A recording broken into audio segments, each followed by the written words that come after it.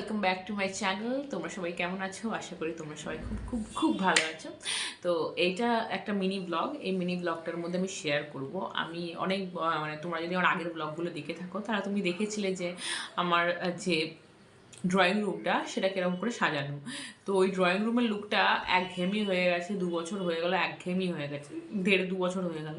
তো আমি একটু লুকটা চেঞ্জ করতে চাই, একটু চাই নতুনত্ব কিছু করতে।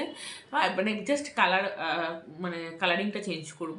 তোমার সাথে শেয়ার করছি আগেই, কারণ বিফোর আফটার লুক আমি তোমার সাথে শেয়ার করছি। ওখান থেকে কিছু জিনিস আনিয়েছি, সেটা দিয়েই আমি চেষ্টা করবো একটু ডেকোরেট করার, একটুখানি কালারটাকে চেঞ্জ করার, একটু কালার ভাইবসটাকে চেঞ্জ করার। তো যেহেতু আমার ছেলে হয়েছে তাই জন্য একটু সব ব্লু ব্লু থাকবে। তো তোমরা দেখে অবশ্যই জানাবে যে কেমন লেগেছে।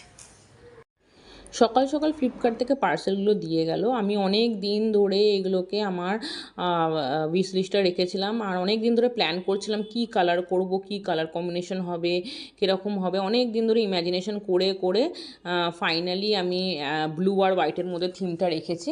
তো বেশ খুব রিজনেবল প্রাইসের মধ্যে, যেহেতু এখন সেল চলছে ফ্লিপকার্টে, তো খুব রিজনেবল প্রাইসের মধ্যে আমি এগুলো পেয়ে গেছিলাম। এখন আমার ছেলে ঘুমাচ্ছিল, তো আমি ওর ঘুমানোর টাইমটাতে এগুলো আমি পুরো ঘরটা গুছিয়ে নিচ্ছিলাম।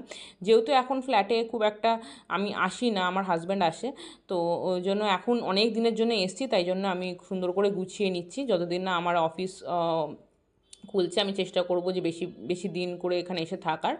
তো যাই হোক, আমি এই ভাইবসটা একটু চেঞ্জ করতে চাইছিলাম, কালারগুলো চেঞ্জ করে ঘরের একটু সৌন্দর্যটাকে একটু বাড়াতে চাইছিলাম। অনেক দিন একরকম হয়ে গেছে, জীবনটা একরকম ভালো লাগে না, জীবনটা মাঝে মাঝে একটু পরিবর্তন করতে, একটু ঘুরতে যেতে হয়, সেরকম ঘরকেও একটু চেঞ্জ করা উচিত। তো সেটাই করছিলাম।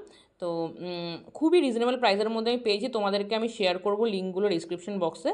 তো তোমরা দেখে নিও, তোমাদের আশা করি ভালো লাগবে। আর আমি যে ইম্যাজিনেশনটা করে এটা তৈরি করেছি, আমার হাজব্যান্ড এখনও জানে না, তো ও এলে আমি দেখব যে ওর কীরকম লাগে পুরো লুকটা। আশা করি আমার ইম্যাজিনেশনটা ওর ভালোই লাগবে। তো আমি এখানে ঘরটা ভালো করে পরিষ্কার করে নিচ্ছিলাম, যাতে কার্পেটটা পাততে কোনো অসুবিধা না হয়।